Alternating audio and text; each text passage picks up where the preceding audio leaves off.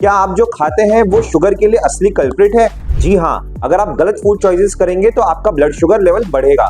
तो आज के वीडियो में हम जानेंगे कि डायबिटीज के लिए वर्स्ट और बेस्ट फूड चॉइसेस क्या हैं। तो सबसे पहले हम शुरू करते हैं वर्स्ट फूड चॉइसेस से। सबसे पहला है व्हाइट ब्रेड या फिर मैदा। तो मैदा बेसिकली एक शुगर बॉम्ब है। इसमें 78% कार्ब्स है जो कि आपका ब्लड शुगर तुरंत बढ़ाएगा और इंसुलिन भी स्पाइक करेगा। दूसरा है कोल्ड ड्रिंक्स या फिर पैकेज जूस। ये बेसिकली फ्रक्टोज और शुगर से भरा हुआ है। आपको ऐसा लगता होगा जूस तो हेल्दी होता है, पर इसमें फाइबर बिल्कुल भी नहीं है और इसमें शुगर ही शुगर है। ये एक्चुअल में जूस है ही नहीं।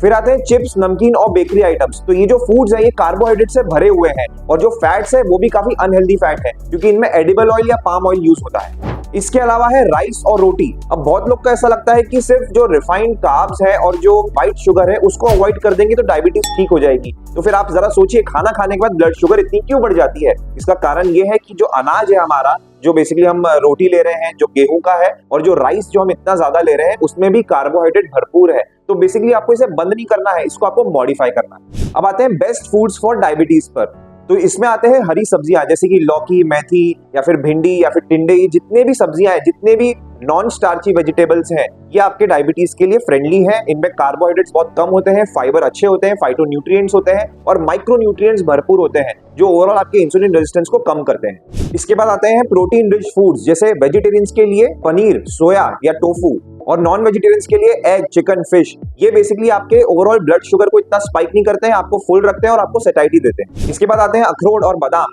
इनमें भी प्रोटीन्स होते हैं, हेल्दी फैट्स होते हैं और ओमेगा 3 फैट्स होते हैं। तो ये आपको एंटी इंफ्लेमेटरी इफेक्ट देंगे और प्रोटीन भी अच्छा देंगे, आपको सैटिस्फाइड मिलेगा और आपका इंसुलिन लेवल स्पाइक नहीं होगा।